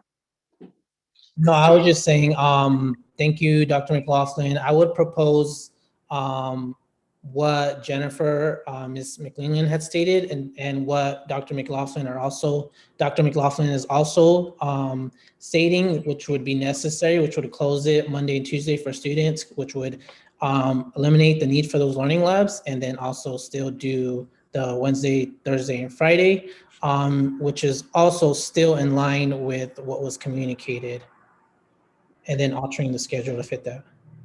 So Dr. Diaz, may I propose a motion to fit with Mr. Carrillo's suggestion? Sorry, Jennifer, say that one more time. May I propose a motion that would accomplish what Mr. Carrillo just indicated? Yes. Okay, so the proposed motion to be considered by the governing board is approval of an alteration of the instructional calendar to remove instruction on Monday, March 15th and Tuesday, March 16th, to designate March 17th, 18th, and 19th as half days, and to instruct administration to take all action as required to reopen in compliance with the governor's order. Okay, do I need to say that verbatim? Just one of you could say so moved. Miss McClellan, is there a possibility that you could cut and paste that text into the chat box so I can put it into the minutes, please? Sure. Thank you. Yeah, of course. So moved. Actually, I don't know if I could move it since I'm the president. You can. Is there a second? Jessica Bueno, second. Is there any discussion? This is Dr. Vink. Dr. Weeks had, well, maybe not, but there had been some chat about even doing a second week of spring break. So I'm just wondering, after all of the discussion about how much work still needs to be done and the cameras maybe not even arriving until the week of the 15th, is there a reason why we would only do Monday and Tuesday? Could we do even Wednesday or extend further to give our teachers and our families? I've been seeing so many questions from families. There was a family that asked if masks were going to be warned. So I think there's still a lot of confusion and questions on how this is going to work. So I'm in favor of giving as much time as possible.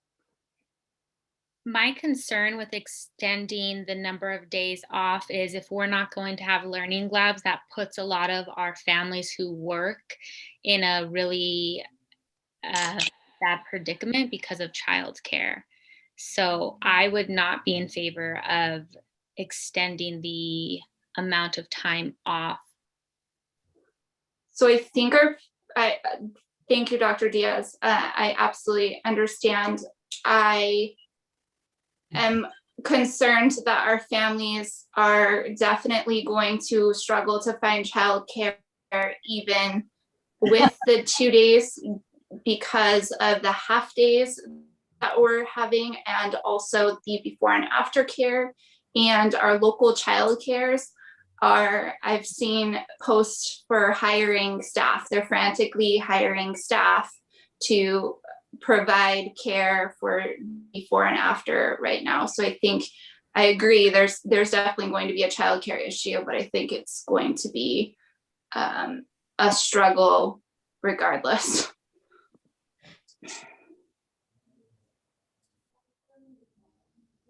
Yes, that's understandable, but I don't think that we should perpetuate the struggle if we have the ability to limit it. So while there will be childcare issues, we shouldn't compound that by continuing to extend the time without any type of a facility for children to be at. That's my opinion.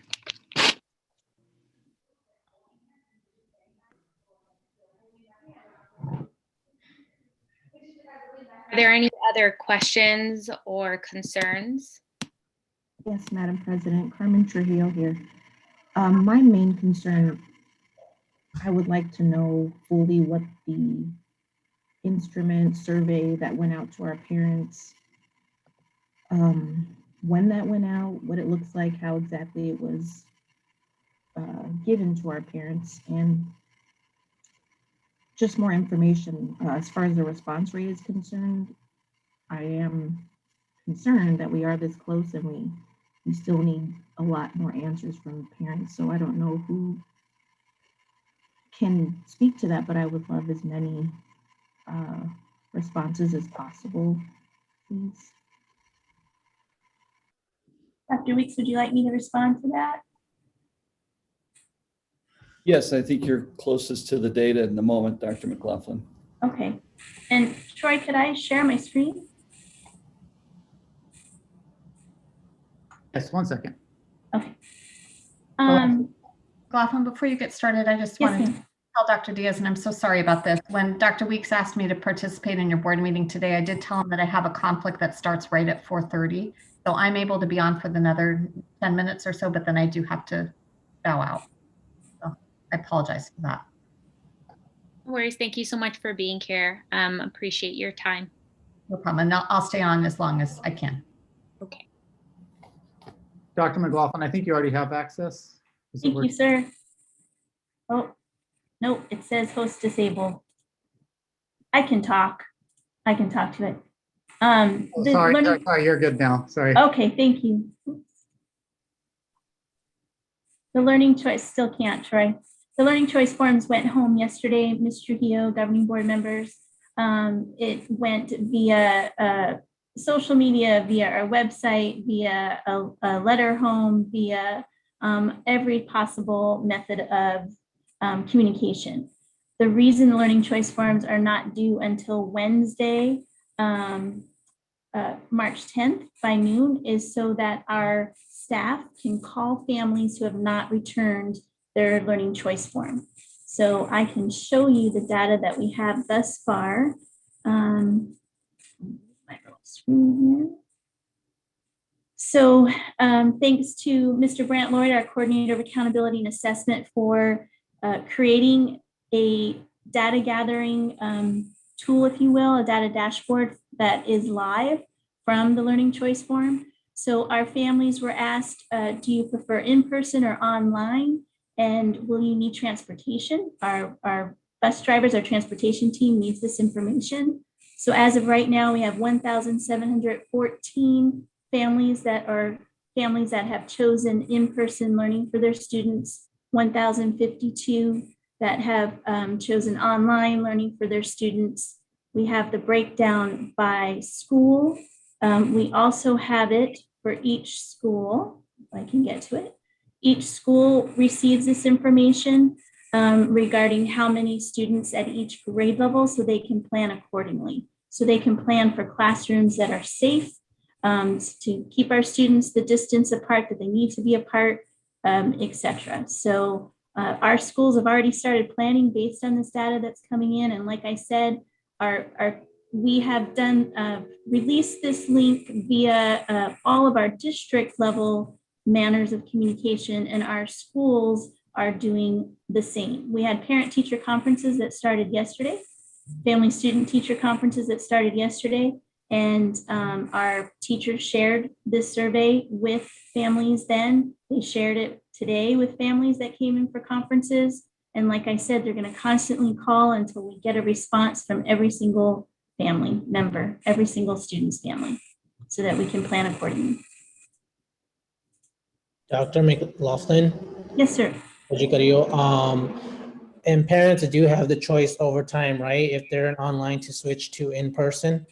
Yes, they do, Mr. Carrillo. We are asking that if parents do want to make that switch from online to in-person, that they give us a couple weeks so that we can ensure that we can keep the classroom safe for all. Yeah. The other switch is much easier. If they want to move from in-person to online, that's much easier. That's doable right away. Awesome. Thank you, Dr. McLaughlin. Yes, sir. Dr. McLaughlin, are we capping the number of students in each classroom for social distancing? Our schools are, we're not capping. We're not capping any numbers. Our schools are working diligently to determine where are our overflow classrooms. So if we have a classroom of 35 and all those students want to return, and I know we have an instance of that at one of our schools, those students will be divided into 4 different classrooms so that we can maintain that physical distancing. So our schools are working very hard to ensure that we are implementing every piece of our health and safety mitigation plan. Okay. And then, so those students wouldn't necessarily be with a certified teacher, then they would be monitored, but still taught, obviously, by the certified teacher. Yes, because of the cameras, the teacher will be in the classroom virtually with the student. And there'll be a substitute teacher, an instructional assistant, et cetera, in the classroom with those kids to monitor the classroom. Thank you. Dr. Weeks, are all of our classrooms ready to go construction-wise? No, Whittier is about 25% under construction. And the principal has figured out a way to receive students and to place teachers on that campus. Mr. Quintana, I believe the contractor expects to be finished by somewhere between the 25th and the 29th of March. Is that right? That is correct, Dr. Weeks. They expect to be done no later than the 26th of March, hopefully even prior to that. So that students and more and the rest of the classrooms will be available by the 29th. The contractor is aware and is putting safety protocols in place to make sure that students don't get into areas that they shouldn't. They will also be working weekends and nights to finish the job. Wow, that's impressive. Have those families been notified that there's construction going to still be happening on the campus? Not that I'm aware. Okay, and then they do have the space to accept their students and social distance them? Mr. Quintana and Mr. Walford have been working with Principal Rendon, and they probably have better information than I do. Yes, that is correct. Right now, we're expected to have to basically displace 4 teachers to a different part of the campus, but we do have facilities and classrooms available for them to use. But we also have backup plans that if we need to also provide portable classrooms if we need. We don't think we will need any portable classrooms, but we do have room for those 4 teachers that need to be displaced temporarily. Mr. Walford, anything that you want to add to that? No, good evening, or good afternoon, sorry, Dr. Diaz, members of the governing board. For those of you I haven't met, my name is Chris Walford. I'm the Director of Plant Services. Just to echo what Martine is saying is that we are working very hard to make sure that all safety protocols are in place. We are relying on the 26th as the date to wrap up. We do want to mention that Amy has been communicating, and I was on a call this morning with members of her faculty, and they are aware of what is going on. We are keeping up-to-date timelines. So I just wanted to let you know that there are communications going out to staff of Whittier, and they are up to date. And as soon as things are put in place, we're doing our best to make sure that that's getting communicated out and everybody is aware of what's going on. So we appreciate everyone's patience while we work through this before the 15th.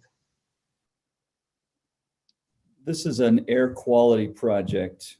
And so when this project is complete, Whittier will have the ionization that we have in our next agenda item, and a much needed revamp of the mechanical system that's on that campus. That campus is going to be 100 years old, I believe, in 2029. And so there was no airflow in the hallways, for example. When this project is complete, there will be. And this project just took a long time. They've been at it for a long time, and it's just taken a long time. So it's going to be an exciting piece of work when it's done. But if we move our students onto campus on the 17th, then the Whittier will still have those issues where they do not have the airflow that we would like to have for COVID mitigation. They have airflow in the classrooms. There is limited airflow in the hallways. Well, that's the piece that's being mitigated. Yeah. Mm-hmm. Thank you. But also, if I could add to that, Dr. Vink, even though the project may not be complete, the ionization mechanism will be in place by the 26th. And so yeah, the weeks prior between the 15th and the 26th, they will not have that ionization system in place, but after that point that they will. I have a question, Dr. Weeks. How quickly can we expect communications to our families based on today's decision? Like when should they be expecting to understand what is expected of our families? I think tonight I can defer to Ms. Jeffries on that, but I do know that she's been working on communication all day, and she just has a couple of holes in her letter. Once we get this, once the board makes its decision, communication is ready to roll out and all the modalities that we've been talking about. Is that right, Linda? Yes, thank you, Dr. Weeks, Dr. Diaz. We do have communication that is drafted right now, pending the governing board's decision this evening. We will be prepared to send something out likely as early as Monday morning. We'll certainly try to do something over the weekend, but right now, our translator is available through a certain time tonight. So depending on what time the board meeting ends, we should either be able to push that out yet this evening, but likely Monday morning. And then we also will be prepared to communicate with staff. And I believe that we can communicate with staff by this weekend. Thank you. And in your communications with the families, are there recommendations on how families can help us limit the exposure? Meaning, are we giving them recommendations on how to stay safe at home? Reminding them to wash their hands, reminding them, letting us know if someone in the household is sick. Will that also be in the letter? President Diaz, Ms. Bueno, thank you for your question. So back in December, we had a parent forum where we talked about our mitigation plan and the safety measures that we would have in place at all of our schools. In addition, we had created a family-friendly plan that we mailed to every parent's household at the end of December. It's also posted on our website. So we have had communication already with families. The communication that specifically is going out right now will be just the specifics in terms of our return date, what parents can expect that first week of school, what teachers can expect that first week.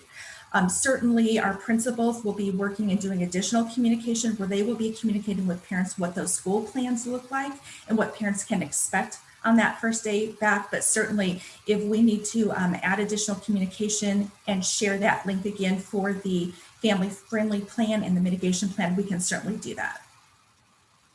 Okay, yes, I would appreciate that. I understand. So I do understand today, what communication is going to go out today is about today's decision. And then I would like the follow-up to be, this is the family-friendly plan. Remember the family-friendly plan. So I would like to see that. And then my second question is the school safety plan. So essentially every school kind of decides how they're going to implement it. So does every school have a separate plan, or we have one across the board that each school has to abide by? You're on mute, Dr. Ms. Buena, I was going to defer either to Dr. Weeks or Mr. Quintana. Yes, thank you, Ms. Buena, for the question. So the safety mitigation plan is one plan for the entire district, for all schools, for all sites. But we are given the flexibility and ability for each school to basically curtail their plan specific to location and facilities with them in mind that they have to follow the overall plan. So even though a school might have their own kind of separate plan, if you will, it does have to follow the overall plan that we have for the entire district. Mr. Quintana, can you remind us, it's been a while since I've seen that mitigation plan. There is something in there that essentially says, if your kid is exhibiting like X, Y, and Z symptoms, like they can't come to school. You can't bring them to school. Is that correct? We are asking all parents and guardians to basically do a health check, at home prior to bringing the kids to either the bus or to the school. Basically checking them for any kind of symptoms that they might have. And so if they do have something that could be related to COVID, whether it's maybe a fever or coughing or so forth, that we're asking them to not to send them to school or to the bus stop. Dr. Victor Diaz, anything that you can add to that? Yes, Mr. Quintana, thank you, Dr. Diaz, members of the board. What I would add to that is that yesterday, one of the things that we did is we pulled together all principals, all directors, and all schools' health and safety managers into a meeting where for about an hour, we reviewed the safety mitigation plan, and they were briefed on a PowerPoint that they delivered to their staff either today or they have plans to deliver on the morning of the 15th. That was mostly related to bringing staff back. It was something we had planned, knowing that our staff was going to come back on the 15th. We did take some time today to start to begin to do the family-friendly version of that, if you will. Our principals have been working like their hair's on fire.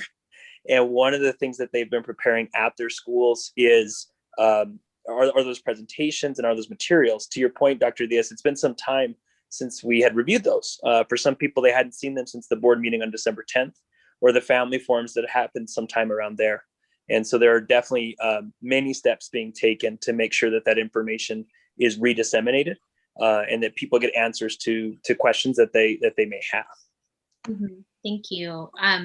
Yeah, I think definitely it's important to have a follow-up communication, like Ms. Bueno said, that provides a link to the overall mitigation plan, a link to the family plan, and really so even the family plan is still a little bit cumbersome. It still is pretty lengthy, and I understand why. There's a lot of details there, but what I would love to see in terms of a second piece of communication is like a brief 1-page concise letter, and then a graphic of sorts that is almost just like a simple checklist. If your kid, if your child, or if your student is experiencing these symptoms, they should not attend school. Like, what is that health screener?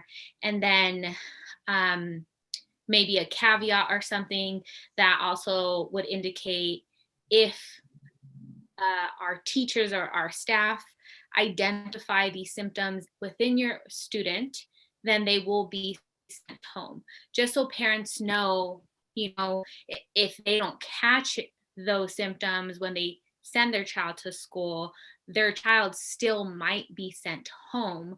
I know that's in the mitigation plan, and they should understand clearly what it is, so there's no surprises.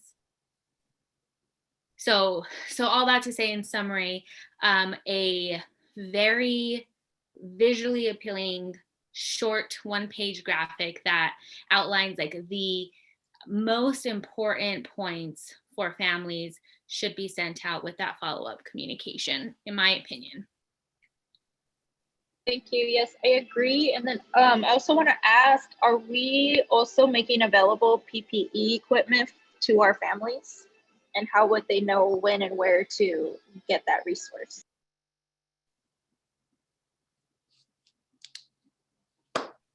I see Dr. Diaz nodding, right, that PPE is available to families. I don't see Sarah Sims on the call. I don't have a clear path forward except at the school level that staff would make PPE available to families. Does anybody have any additional information on community PPE? I know we've received some that have already gone out. We'll have to get back to you on that, Ms. Bueno.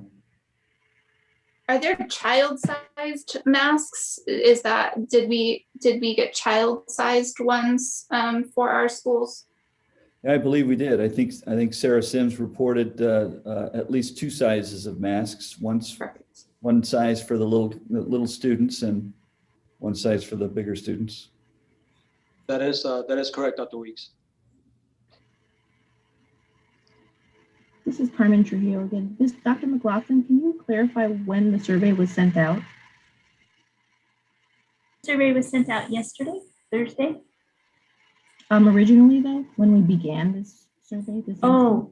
We sent this learning choice out form in July because we thought we were coming back in person in August. We sent this survey out, this choice form out in September because we thought we might be coming back in October. And so we just sent this survey, this learning choice form. I'm hesitating to call it a survey because it's not a survey.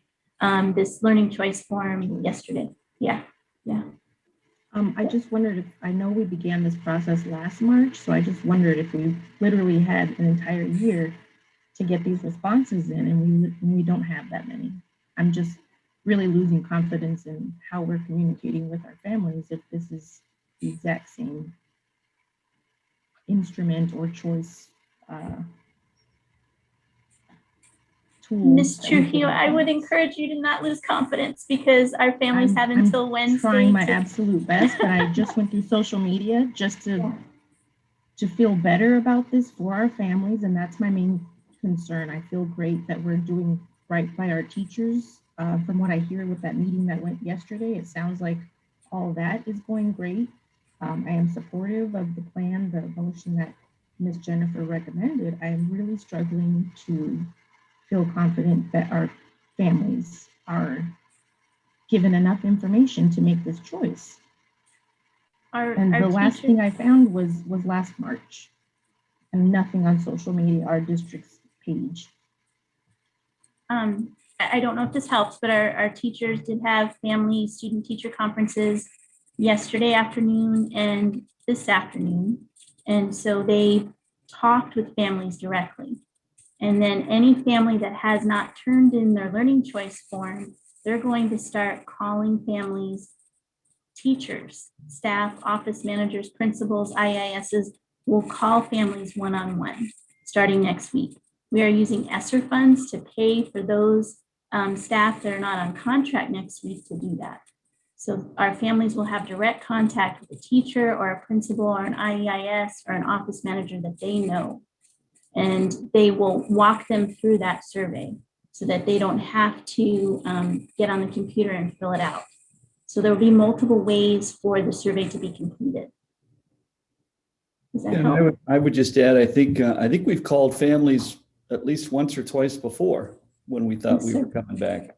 Yes, sir. So I have worried over this past year that we have surveyed our families with an expected, or not a promised date, but perhaps an indicated date of return. They've completed our choice form, and then we didn't have a date for them to return. And I think that over time, I think that if we continue to survey our families or have these choice forms in this way and not have a definitive date for them to return, that our families will begin to lose confidence in us and our ability to set a hard date for a return. So like Dr. McLaughlin said, we've done this a couple of times before. And in my recollection is at least one time we've called families, I think it was probably sometime around the start of school year or whatever. But I worry that if we over-survey our community and there's really nothing tangible that comes out of the end of it, that our families will begin to lose confidence in us. I think I'm willing to take that risk, Dr. Weeks. I have a follow-up question. I received the phone calls and the text messages and emails that we send to our families, but I don't receive a Spanish phone call. Do we not communicate in Spanish when we are making these calls? We do communicate in Spanish. It's based on your language selection. Okay, I wasn't sure. Okay, that makes sense. All right, are there any additional, before we vote on the outstanding motion, are there any additional questions? Madam President, not a question, but I want to just correct the statement that I made earlier regarding Whittier. I've been informed that the ionization mechanism has already been installed at Whittier already, even though it's a finish up the project. So that's been fully installed in the new and in the old system. So just want to make sure I wanted to clarify that. Thank you. This is Dr. Madam Beek. President, before we, Oh, go ahead. I just wanted to request Ms. Jeffries. I saw her light link up as if she wanted to make a comment, so I would really like to welcome that into the conversation. Thank you, President Diaz, Ms. Trujillo. In response to your question, Dr. Diaz, about sending the messages in Spanish. So we do translate all of our messages both in English and in Spanish. Our system is able to identify the home language spoken. And so those students whose primary language is Spanish, they will receive the Spanish message. And then those families whose primary language is English, they receive the English message.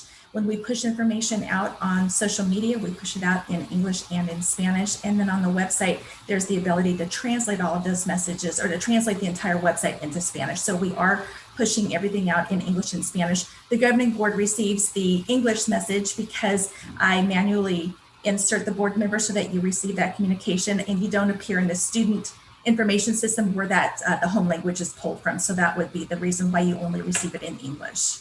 Okay, thank you so much. I appreciate that. You're welcome. Do we have any idea what percentage of our staff has been vaccinated?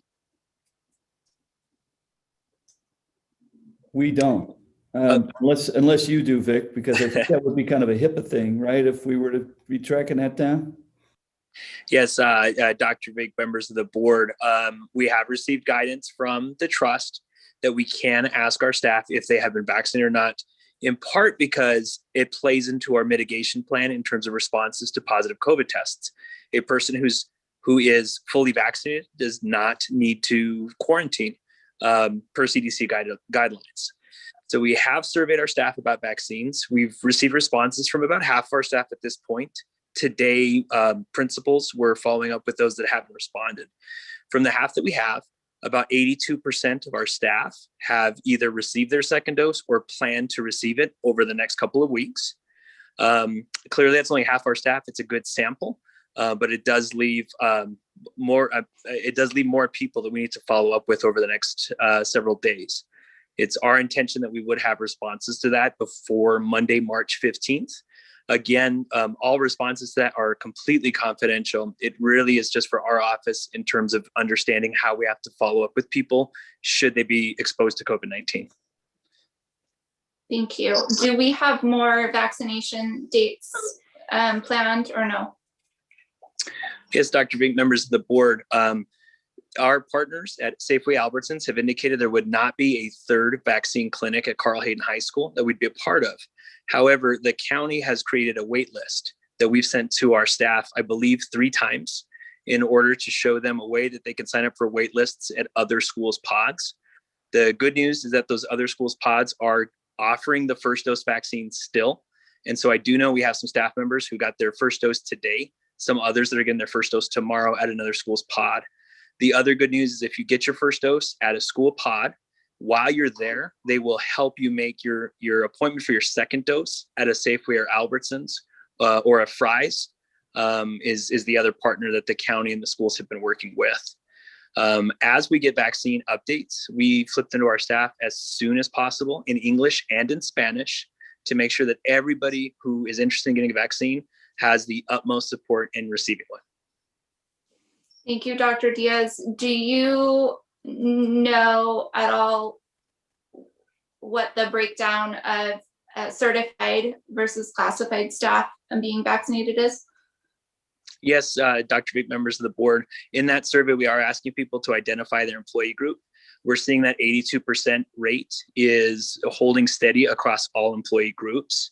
We are also going to examine that by looking at the ways in which our staff identify their ethnicity to make sure that the disparities and equities that we see happening across the country as it pertains to vaccine distribution is not taking place in our schools. And that as a human resources department, we're using every resource we have available to make sure anybody who is searching a vaccine can get a vaccine. Thank you so much. Absolutely. I'm sorry, one last question. For peace of mind, can you kind of explain what drop off and pickup would look like? Yeah, I can probably answer that. So that is going to depend on the school, based on the layout of the cars coming in and out and so forth. And but the idea is that in general is that as employees, as the kids are being dropped off. They're being dropped off, and the kids have to go directly to the classrooms. They at that point in the classroom they'll have the health check and for the check the kids' temperatures and other signs of the virus. But that's kind of the general idea that when the kids get dropped off, they're going directly to the classroom, and there's not going to be any opportunity for them to go to the playground or other parts of the campus.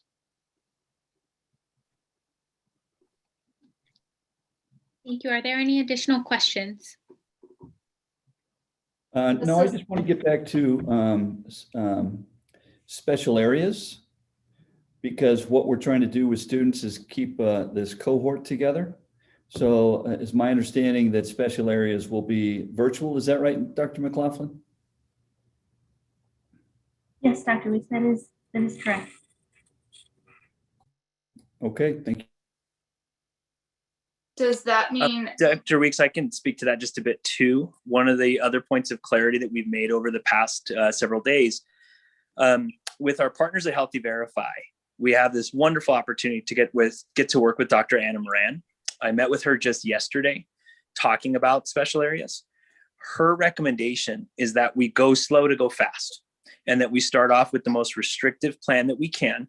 If in 2 weeks we realize that this is working, we don't have transmission, we're not seeing outbreaks, we can start to open up other things such as playgrounds, cafeterias, and she did specifically mention choir and music. This comes from her expertise of consulting dozens of other school districts who have already opened and have already navigated the road that we're now walking down. So I would say that just because something exists on March 17th, if that's the day that the board chooses, doesn't mean it wouldn't change at some point as we're all getting comfortable and as we're all understanding how to keep our campuses as safe as possible. Ms. Jeffries, I think that families being reminded that their students may have limited playground access or maybe eating in classrooms, those types of things would be helpful. I don't know whether that's a Ms. Jeffries thing or the individual school principals, but I do know that not all of our families are under those assumptions at this time.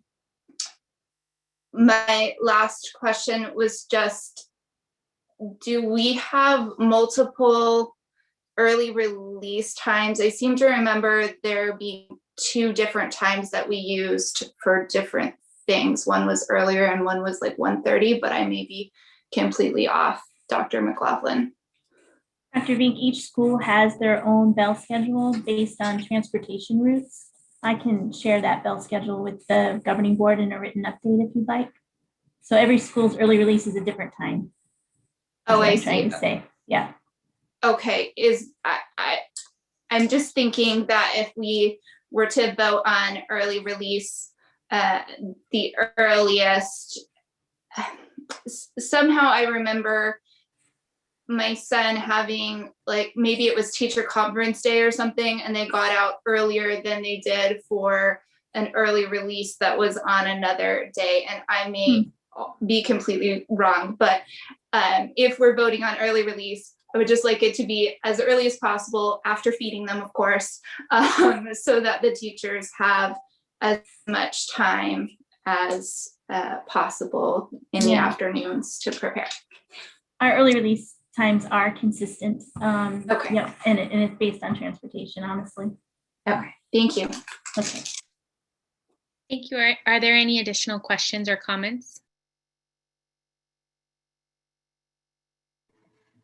Madam President, Carmen Trujillo, I just wanted to thank Dr. McLaughlin for taking the lead on getting in touch with the rest of our families, with our great staff. So I really do appreciate and applaud your efforts. I know you all are doing your best, and I apologize for getting so upset. Thank you, Dr. McLaughlin. No worries, Ms. Trujillo, you're welcome. I know that this transition is not easy on anyone, and it is very stressful and scary for a lot of our staff and families, and these are a lot of tough decisions. So I just want to thank everybody for really over the last several hours, few days, for just putting in so much time and dedication to figuring this out. It's not going to be perfect, but I have full confidence that we will adapt and we'll be agile. And you know, I really hope that we'll continue to get feedback from our families and our teachers on just how the process is going. Are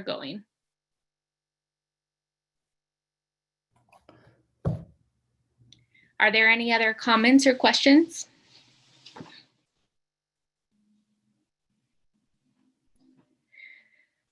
Okay, hearing none, then we'll go ahead and vote on the motion presented. All those in favor say aye. Aye. Aye. Those opposed say nay. And with that, the motion passes.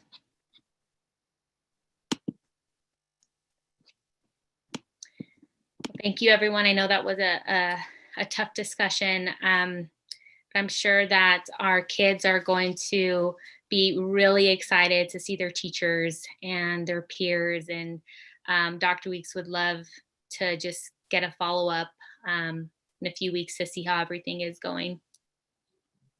Yes, we have a work study session coming up, and we have return to school agendized. There's no reason to deviate from that. We can debrief and provide some additional information. We can follow up with the choice forms and how many students actually showed up. And I will say something about choice forms, that we're not turning students away. If somebody didn't complete a choice form, but they showed up with their student at school, that student's going to school. So, we're not limited by just what's going on with the choice forms. We accept all kids. So, and we'll continue to do our very best. Thank you very much. Thank you. All right, well, we will go ahead and move on to item C1. Great. Thank you, Madam President. The district has been working hard on a safety mitigation plan in order to provide the safest possible environment for students, families, and staff at our various sites. Part of the process includes mitigation measures that improve the air quality and ventilation. The purchase and installation of the needle point bipolar ionization system is a continuation of that effort to improve the air quality. So with that being said, that we are requesting the approval to issue a purchase order to Pueblo Mechanical and Controls, which has a state contract under Mojave JOC 19F-PMAC-0904 for an amount not to exceed $900,000 for the purchase and installation of a needle point bipolar ionization system at our schools, Bethune, Dunbar, Edison, Emerson, Faith North, Garfield, Hurd, Lowell, Shaw Montessori, Emerson Court, and Plant Service Facility. The remaining schools already have the ionization system, and we're asking for this approval, and obviously we're here to answer any questions you might have. Thank you, Mr. Quintana. Before we open it up for discussion, I'd like to request a motion to approve item C1. This is Carmen Trujillo, so moved, Madam President. And is there a second? This is Dr. Bink, I'll second. Are there any questions? This is Dr. Bink. Mr. Quintana, can you tell us when you anticipate having these installed? Yes, I can. First of all, I did want to mention also that we also had Mr. Chris Walford and also Mr. Tom Johnston with Johnston Engineering to be able to assist with any questions you might have that might get a little technical. But I wanted to provide you a little bit of recap of what we've done, since we started this whole mitigation process. The safety and especially the air quality of our schools has been of utmost importance in this whole effort. And we have done several things in light of this to improve the filtering of the existing units, to improve the airflow based on CDC guidelines that we have with this EMS energy management system that we have in place in all the schools, and also looking at purifiers that we can get possibly for the schools. And with this effort that we want to put in place and get your approval on, that back to your question, is that we expect this to take about 2 to 3 months, and we believe that once we get the approval, we can begin installation of the first site within 3 weeks. And we what we're hearing from Mr. Tom Johnston is that we could possibly install a system one a week once we get started. Thank you. Thank you. Are there any additional questions? I just had one more. How much will this improve the, I guess, air quality or airflow or of our schools? Yes, Mr.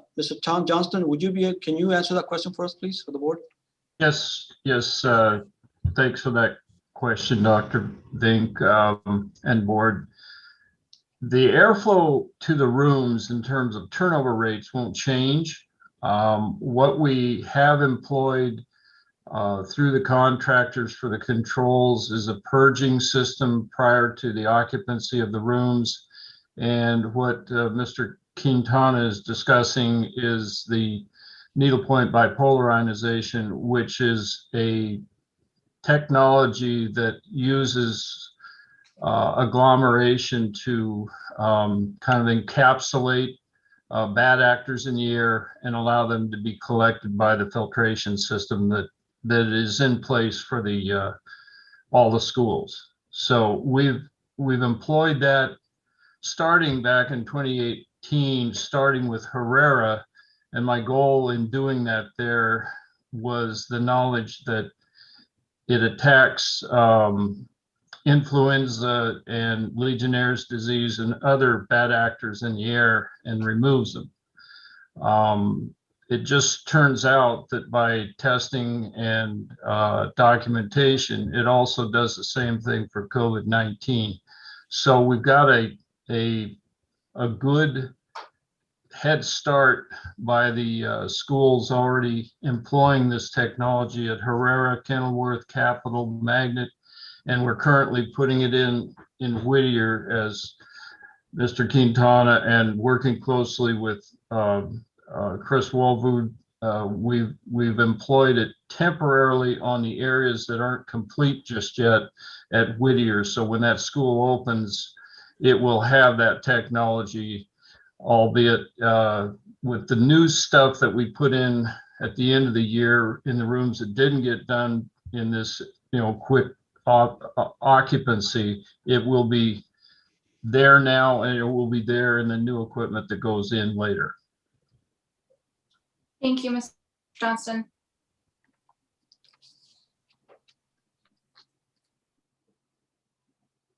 Are there any other questions or comments?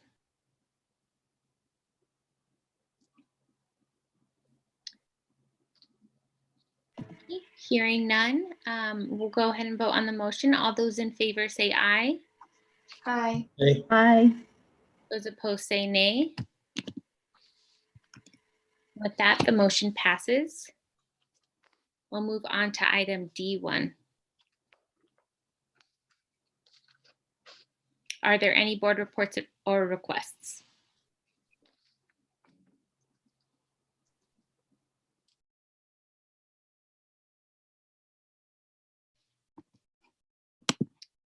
Okay, hearing none, we'll move on to future agenda items. Are there any future agenda items?